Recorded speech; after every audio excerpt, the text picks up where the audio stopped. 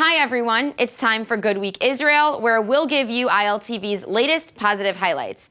Well, get ready to smile because coming up, a first of its kind pancreas, the myths and facts behind what's really sucking the water out of the Dead Sea, and a high-speed train that is changing the game for people who live between Jerusalem and Tel Aviv. All right, now, do you feel that pain in your step? Well, meniscal injuries are one of the most common knee injuries for Americans, but thanks to a new technology coming out of Israel, people who need a new meniscus are in luck. And ILTV'S Nittany Manson has the details.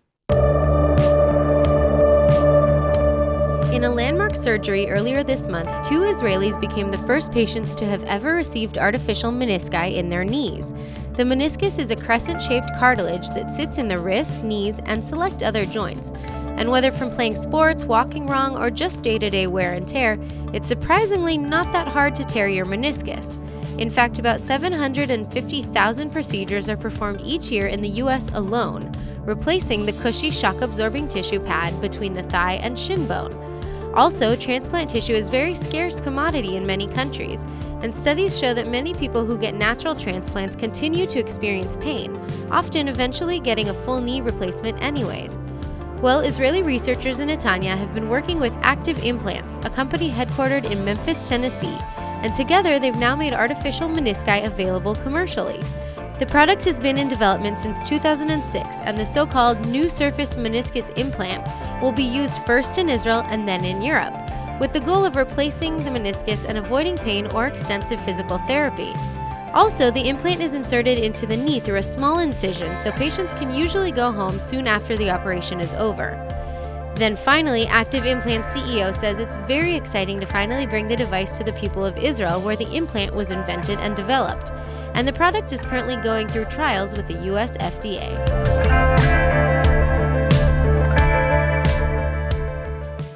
Marathon runners are their own breed, but there's one special woman in Israel who sets her own rules, and she might just be running all the way to Japan for the 2020 Olympics. ILTV'S Nittany Manson has that story too. Didi Deutsch is just about 7 minutes away from the guaranteed qualification time for a marathon run. But to be a shoo-in, you need to run 26 miles in about 2 hours and 29 minutes. And Deutsch's personal best comes in at a time of 2 hours and 36 minutes. It doesn't mean she can't make one of the top 80 international spots for runners, though. And anyway, having her eyes on the marathon isn't the only thing that sets Deutsch apart from other women in Israel either. She's also just 30 years old, a mother of 5, an active Instagrammer with 8,500 followers, and she runs in full-length clothes due to her ultra-Orthodox Jewish religious observance. Also originally from the US, Deutsch moved to Israel at age 19, where she got married and started a family with her Orthodox husband, Michael. And she only picked up running at the age of 26 as a way to lose the pregnancy weight. Well, now she's one of the top 3 female distance runners in Israel. In fact, Deutsch runs 90 miles every week, in addition to 2 daily workouts, and friends and family say that when she sets her mind to something, she does it. The highly anticipated all-star soccer game that Israelis have been waiting for has finally arrived, and it did not disappoint.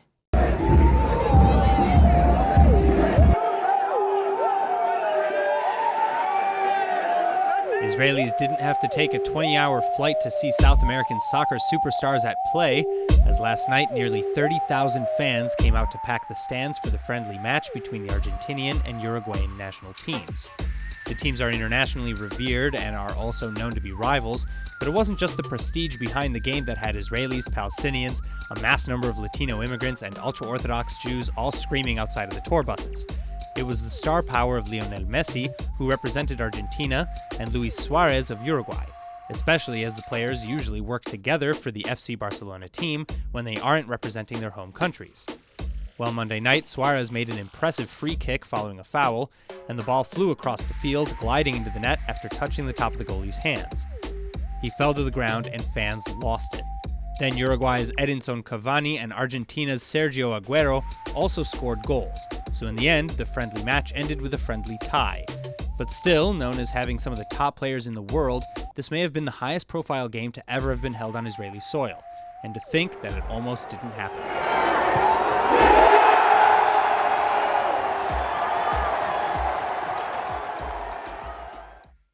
to much shock and surprise, Israeli medical researchers are unveiling their next big innovation, and it could change the lives of nearly 500 million people. Those who suffer from and live with diabetes know well what a restriction having to take insulin shots can be. But diabetics may not need to rely on this treatment forever because the future has arrived with the artificial pancreas. And an Israeli startup called Prevalent Therapeutics is opening the application process for patients who want to get in on the list for the artificial organ. Now, attempts at taking beta cells, which create insulin from donors with healthy pancreases, have been made in the past, but those cells are unable to survive in the body without the support of the original pancreas, and they're also often worn down by the immunosuppressive drugs that diabetes patients take.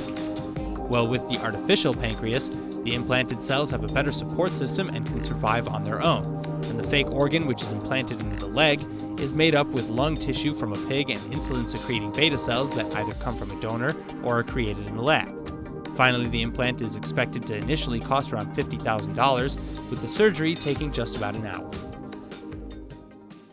And now for the moment you've all been waiting for. Finally, there's an answer to a question we know has been burning in your mind. What's a rodent's personality like? Now, if you're like me and you anthropomorphize everything that animals do, then this next report might not shock you. But a new Israeli-German study published in Nature Neuroscience proves that mice, just like us, have a wide range of personality. And it shows others how to test for it too. The method was developed by Israeli professor Alon Chen and researchers from the Weizmann Institute of Science in Israel and the Max Planck Institute of Psychiatry in Munich. And it describes 60 observed behaviors that break down into an algorithm which extracts the rodent's personality traits and puts them on a sliding scale. However, aside from offering insight into the mind of individual animals, researchers hope this method will lead the way towards more personalized psychiatry, better treatments and prescriptions, and even the identification of genetic factors on personality. Again, though, for most pet owners, most of this news isn't that new. Take this mouse, for example. This is Molly, and we can tell that she's a nervous wreck as she seems to have misplaced her contact lens. Then here's Harriet belting out her favorite aria. And finally, take a look at Jackson as he proudly shows his guests around his new apartment in this legally safe version of MTV Cribs. Now that mouse has personality. Israelis are huge travelers, and you can find them all over the globe. So today we have a couple of tidbits about countries that are working with Israel to promote even more travel. So for those looking to update their upcoming travel plans, listen up, because you won't want to miss out on these amazing opportunities. First up is Cyprus, which is working with Israel to create a cruise in the Mediterranean. Now, Cyprus is already a hotspot for Israelis because it's just a cheap 30-minute flight away from home. But there's another Mediterranean country who might now be climbing on board with the cruise lines, and that's Egypt, as Egypt and Cyprus are in their last rounds of talks about the proposal. Starting at the Cyprus port, the ship would move along the sea towards Israel and then towards Egypt, and the Royal Caribbean Cruise Line is one of the potential operators, according to Cyprus's tourism chief. Now for the next item, let's move west towards Ethiopia, as one of the planes from Ethiopian Airlines is newly named the Tel Aviv. And it was apparently supposed to be a secret to be revealed at a ceremony at Ben Gurion Airport in Israel. But someone with an eagle eye spotted the name painted on the side of the Boeing SC when leaving the Boeing plant in South Carolina. Ethiopian Airlines runs 2 flights per day between Tel Aviv and the country's capital of Addis Ababa. And lastly, a sweet story about an Israeli who created a new website called Travexy for people who travel with disabilities. The site vets hotels and airports for their accessibility, giving details about the amenities and support services offered. And similar to Booking.com or Expedia, the site delivers information but doesn't let you book directly. Also, the site charges a commission on bookings and is currently in the process of expanding to other countries. But the site offers support, like helping a disabled person with a fix or a broken wheelchair. So when you log onto the site, it asks you to specify your disability and list the resources you have and the ones you'll need. Often touted as one of the wonders of the world, the Dead Sea is a natural marvel. But with water levels receding every year, some of us are wondering what's causing the shrinkage. I was curious to know, so I set out to find the answer. Tourists love taking home Dead Sea products because they feel like it's their own little authentic bite of Israel. But what does that do to the water levels in the Dead Sea? It's a scientific fact that the Dead Sea is shrinking, and I wanted to find out if sea salt and other cosmetic products are impacting it. No, I'm not buying a product that's the Dead Sea. The Dead Sea is dying and getting smaller and smaller every year. I don't live here, so I can't, I just come to visit, and I buy this as a gift to a friend. Here's the good news. Dead Sea products are not number one on the list for reasons that the Dead Sea is receding. So, don't feel too bad. Cosmetics, I think it's really minor or even negligible. The fertilizers, which are the potassium products, they are related to the negative water budget of the Dead Sea. But the cosmetic products are really negligible. The Dead Sea loses just about 4 feet of water each year. And even though the water levels are affected by wet or dry seasons, researchers say the water is evaporating rapidly, and a third of that reason is due to the potassium industry. Jordan and Israel both manufacture minerals by taking potassium off of Dead Sea brine that have been evaporating out in the sun. This raw material is shipped out and harvested as agricultural fertilizer. More than 10% of world agriculture is based on these fertilizers. And the industries, both Israel and Jordanian, are responsible for level decline of total of more than 40 centimeters per year out of the 1.2 meter. The lake level is also lowering due to a diversion of water. Fresh water that used to flow in from upstream the Jordan River, Israel's Lake Kinneret, the Yarmouk River in Syria, and eastern Jordanian streams have all been redirected into reservoirs for drinking water. Once these resources were cut off, the level of water began to decline since water is simultaneously evaporating from the lake's surface. The decision makers have to think of the long-term consequences of level decline. We scientists help them, and we also provide to the scientific community and the insights from this unique lake that is under stress. So while researchers like Dr. Lenski from the Dead Sea Observatory are hard at work trying to save the environment, you don't have to be too apologetic. Sorry for that, but yes. Mud mask, anyone? Part of being a true Israeli is going to the shuk, or the market, to food shop, grab a bite to eat, or just enjoy a nice Friday afternoon. Either way, as in every city of the Holy Land, there are many shuks to check out right here in Tel Aviv. ILTV'S Emmanuel Kadosh has the rundown on each one.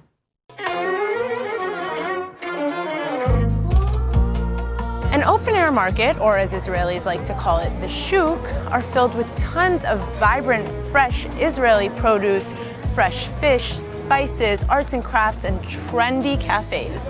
In Tel Aviv alone, there are over 4 must-see shuks that are the lifeline of every Israeli, and I'm about to give you the rundown on each one. The Carmel Market is the largest market in all of Tel Aviv. It's the best place to be on a Friday afternoon for locals who come to grab a beer, tourists who are looking to soak up the Israeli culinary scene, and even chefs who come to pick up fresh produce.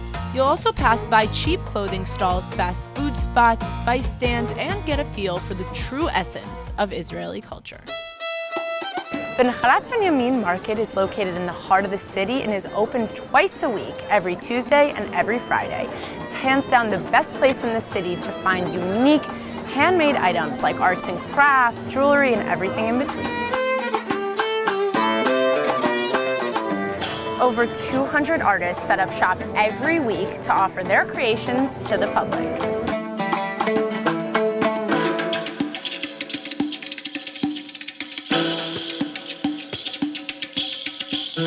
The Levinsky Market runs the length of Levinsky Street here in South Tel Aviv. We're here right now at the Cafe Levinsky, which is a must-see spot in the market. This is a soda filled with fermented fruit, absolutely delicious and very Instagram-worthy.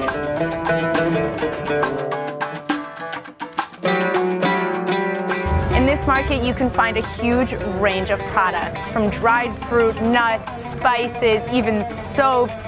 You can see a lot of bakeries, delicious restaurants, and at night, tons of bars.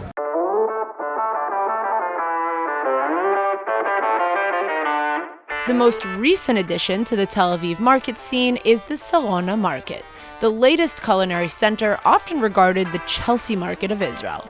A pretty sharp contrast to traditional food markets such as the others on this list. However, it offers its own unique culinary experience, housing over 100 businesses, local producers of meats, cheeses, spices, and imported goods from around the world. Definitely a Tel Aviv hotspot. So whether you're looking to go shopping, grab a bite to eat, or just get a feel for the shuk scene in Tel Aviv, you have more than one market to check out.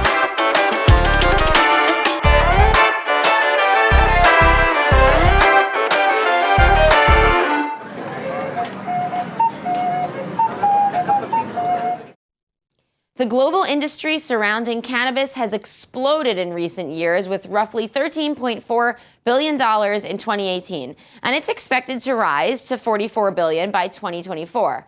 But given Israel's rich history with the plant, it's no surprise that the Holy Land is at the forefront of the market. And now Israel is investing like never before.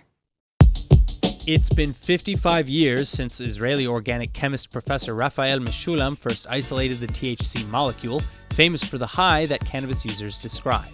And ever since that first discovery, a number of other important firsts were sure to follow. But for the first time in Israel's history, the state is now officially addressing the cannabis sector as a field it wants to develop. The Economy Ministry has just released the White Paper on Israel's medical cannabis innovations, a comprehensive look at the opportunities and benefits of investing in Israel's unique cannabis ecosystem. And it details key players, leading new companies, government regulations, and advances in research, all of which point to Israel as the most attractive place to place capital. Also, this comes just days after Israeli cannabis companies Together and Canatech signed a partnership worth nearly 193 million shekels. The only issue now is bringing the focus back to domestic cannabis issues, as medical patients under the newly reformed Health Ministry guidelines both pay more and have less access to their prescriptions. Thankfully for at least some patients, however, the court has ordered the Health Ministry to extend all pre-form licenses until March of 2020, while more patients petition the courts to overturn the new regulations altogether. As medical technologies continue to progress, one of the biggest remaining challenges is in diagnosing infections as either viral or bacterial. Well, a new Israeli solution may now be changing the status quo. MeMed, a Haifa, Israel-based medical startup, has just received €2.5 million from the European Innovation Council for the second time for its incredible new platform, the ImmunoExpert. And it's an immune system test that can quickly determine whether or not an infection is bacterial or viral. So how quickly, you ask? Well, the standard procedure today focuses on personally identifying the disease-causing pathogen, which can take a lot of time. But ImmunoExpert looks at the immune system's response to determine whether it's fighting a bacterial or viral infection.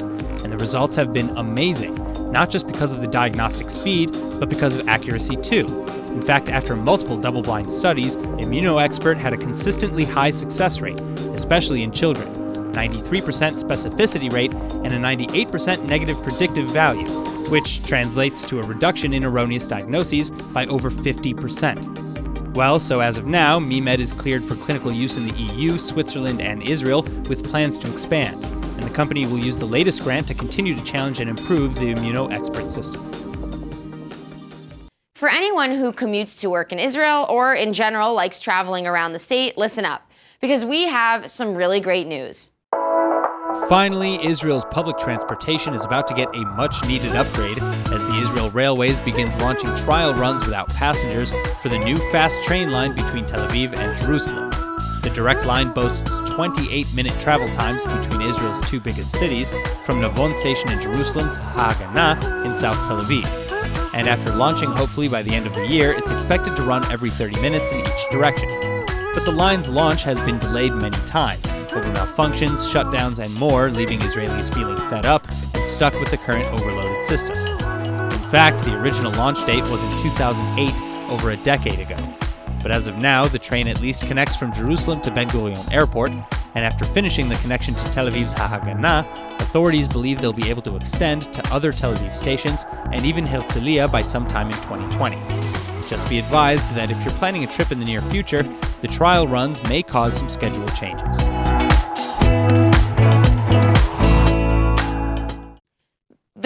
Last Supper is the traditional site where Jesus ate his last meal with his disciples. ILTV's Emmanuel Kadosh went to check it out. We're about to head into the room of the Last Supper, which can offer us some more knowledge and better understanding of Jesus himself. Let's go check it out.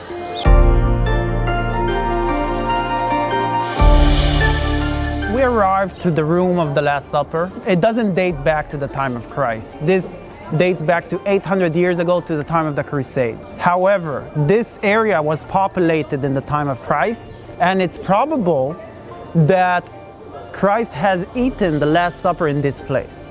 Jesus came in the last week in his life to Jerusalem. He visits the temple, sees the corruption in the temple, and flips the stalls of the money changers.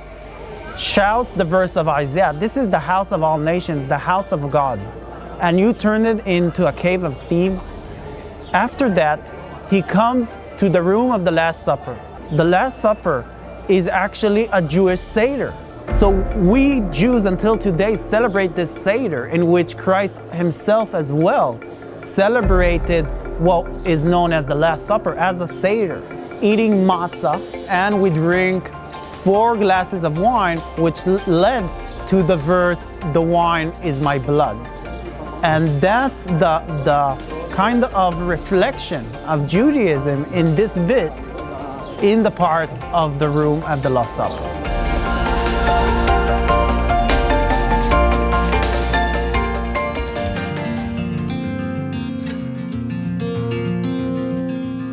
This isn't the hall from the time of Christ. It's obvious how these arches, according to their style and architecture, date back to not more than 800 years ago.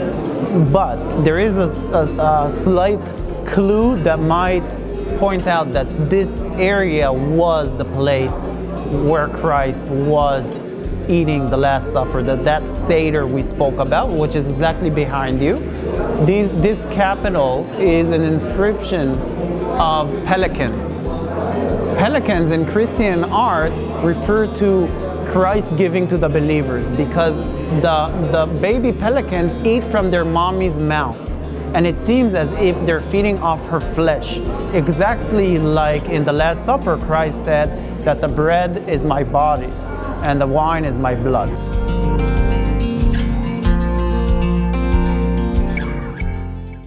That's all for today's Good Week Israel. We hope we've helped you start your week with a smile. I'm Shanna Fold, and we'll see you next time.